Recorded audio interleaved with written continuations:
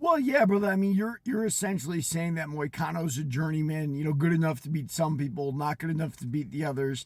And in my other video I was making for the other listener that commented on this post is that fate has a lot in store for us with how we're matched and what happens during that matchup and were we sick and are we a head case and all of those things.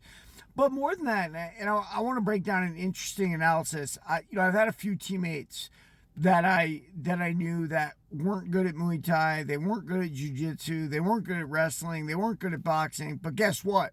They were good at MMA. And how do you explain that?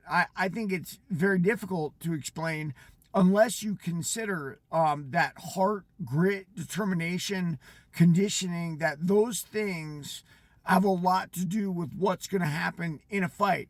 And remembering also that an MMA fight is not any one of those things: wrestling, jiu-jitsu, boxing, Muay Thai. It's not, right? It's a completely different sport unto its own. And that'll make you realize it'll create different outcomes, right? I don't think anybody would argue that you can be an expert kickboxer, but guess what? You get in an MMA ring, you're going to get thrown on your back and grounded about out. You're not going to know what happened to you, right?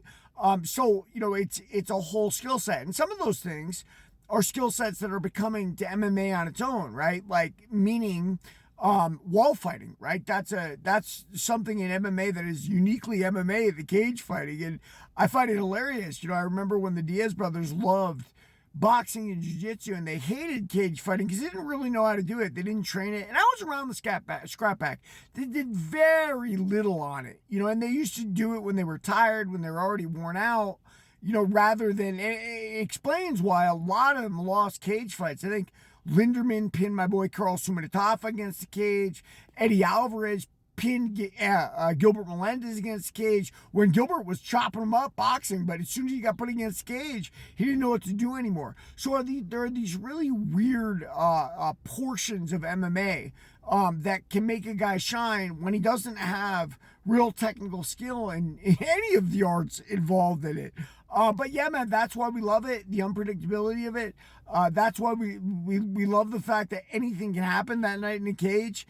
We love the grappler versus the striker matchup, striker versus striker, grappler versus grappler. They're all fun.